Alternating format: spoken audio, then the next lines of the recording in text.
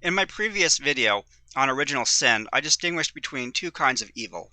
One is an inherent sinful nature that drives us toward doing evil, and the other is the idea that evil is a privation. There's nothing inside us driving us toward evil.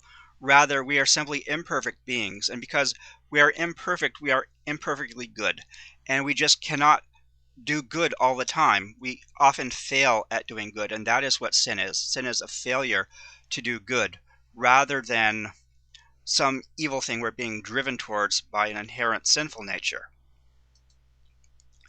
I also maintain that this notion of evil, the idea that evil is some kind of inherent force that's driving us towards sin, is fits better with the idea of original sin. And it better accounts for why we would deserve eternal damnation according to Christianity. Whereas this notion does not fit so well with the idea of original sin, and it's not so good at accounting for why we would deserve any kind of eternal punishment. It seems that if we're imperfect, if we're finite, we do not merit eternal punishment. But then I went on to point out that there are Christians who believe that evil is a privation. I referred to Augustine, who is the one who formulated this idea that evil is a privation. And I also referred to the traditional Christian idea of understanding sin as missing the mark. This is the idea that you're trying to do good, but you just fail at it many times. Like if you're shooting an arrow at a target, you keep missing. It's simply because your aim is not good. You're not a perfect archer here. And so likewise, when you're doing wrong things, it's often because you're just not good at always doing the right thing, not because there's anything inherent in you that propels you towards evil.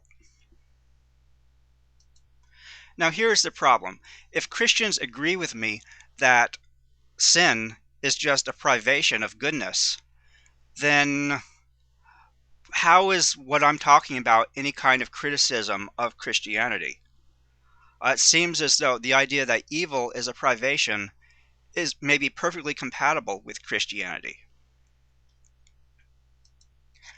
But I will maintain that this is not actually the case.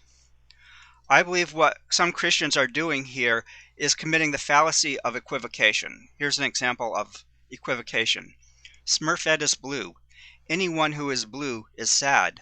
Therefore, Smurfette is sad. This has the appearance of being a formally valid argument. However, it equivocates on the meaning of blue.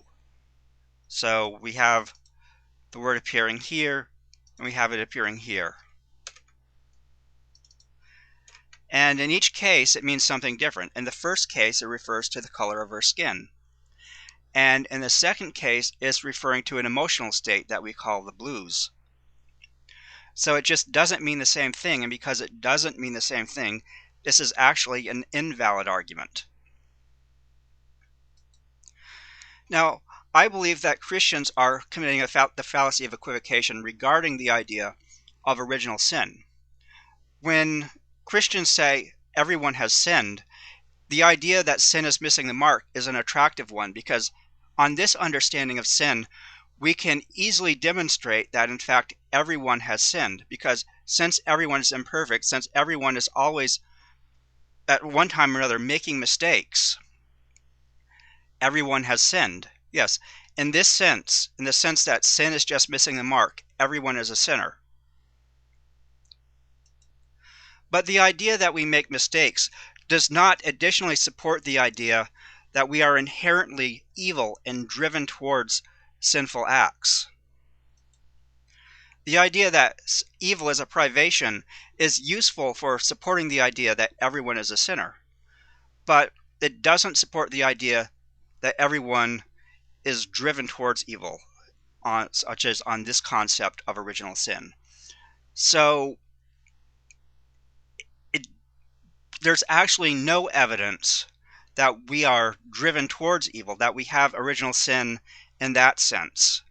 And if someone were to say everyone is inherently evil and driven towards committing sinful acts by some inherent evil in them, I would say That's just wrong. That's not true at all.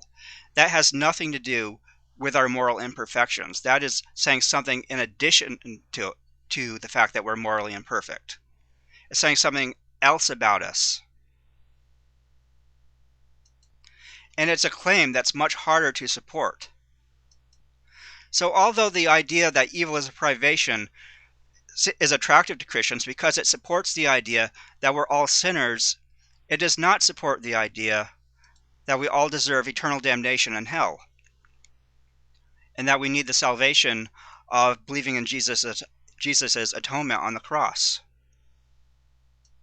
So I submit that Christians are equivocating on the meaning of evil, and I say they have to pick one meaning and stick to it. They can either stick with this meaning, which is unprovable, or they can stick with this one, which does not support the notion that we all deserve eternal damnation. Thank you for watching.